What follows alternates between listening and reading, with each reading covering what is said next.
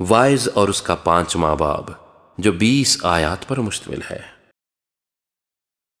جب تو خدا کے گھر کو جاتا ہے تو سنجیدگی سے قدم رکھ، کیونکہ شنوا ہونے کے لیے جانا احمقوں کے سے ذبیحے گزراننے سے بہتر ہے، اس لیے کہ وہ نہیں سمجھتے کہ بدی کرتے ہیں۔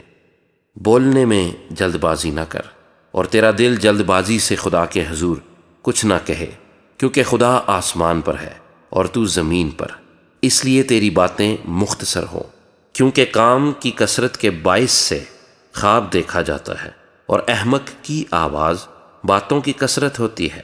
جب تو خدا کے لیے منت مانے تو اس کے ادا کرنے میں دیر نہ کر، کیونکہ وہ احمقوں سے خوش نہیں ہے۔ تو اپنی منت کو پورا کر، تیرا منت نہ ماننا اس سے بہتر ہے کہ تو منت مانے اور ادا نہ کرے۔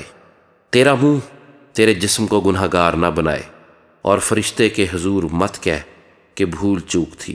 خدا تیری آواز سے کیوں بیزار ہو اور تیرے ہاتھوں کا کام برباد کرے؟ کیونکہ خوابوں کی زیادتی اور بطالت اور باتوں کی کثرت سے ایسا ہوتا ہے، لیکن تو خدا سے ڈر۔ اگر تو ملک میں مسکینوں کو مظلوم اور عدل و انصاف کو متروک دیکھے تو اس سے حیران نہ ہو، کیونکہ ایک بڑوں سے بڑا ہے جو نگاہ کرتا ہے، اور کوئی ان سب سے بھی بڑا ہے۔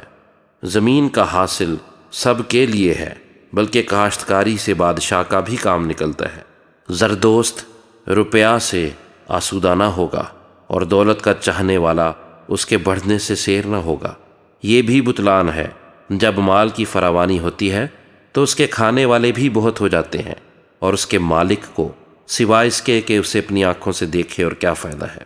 محنتی کی نیند میٹھی ہے، خواہ وہ تھوڑا کھائے خواہ بہت، لیکن دولت کی فراوانی دولت مند کو سونے نہیں دیتی۔ ایک بلائے عظیم ہے جسے میں نے دنیا میں دیکھا، یعنی دولت جسے اس کا مالک اپنے نقصان کے لیے رکھ چھوڑتا ہے، اور وہ مال کسی برے حادثے سے برباد ہوتا ہے۔ اور اگر اس کے گھر میں بیٹا پیدا ہوتا ہے تو اس وقت اس کے ہاتھ میں کچھ نہیں ہوتا، جس طرح سے وہ اپنی ماں کے پیٹ سے نکلا اسی طرح ننگا جیسا کہ آیا تھا پھر جائے گا، اور اپنی محنت کی اجرت میں کچھ نہ پائے گا جسے وہ اپنے ہاتھ میں لے جائے۔ اور یہ بھی بلائے عظیم ہے کہ ٹھیک جیسا وہ آیا تھا ویسا ہی جائے گا، اور اسے اس فضول محنت سے کیا حاصل ہے؟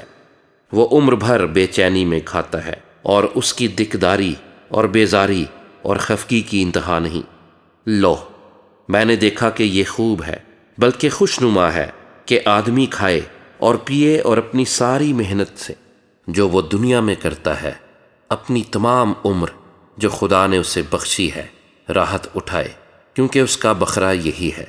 نیز ہر ایک آدمی جسے خدا نے مال و اسباب بخشا اور اسے توفیق دی کہ اس میں سے کھائے اور اپنا بکھرا لے اور اپنی محنت سے شادمان رہے، یہ تو خدا کی بخشش ہے۔ پس وہ اپنی زندگی کے دنوں کو بہت یاد نہ کرے گا، اس لیے کہ خدا اس کی خوش دلی کے مطابق اس سے سلوک کرتا ہے۔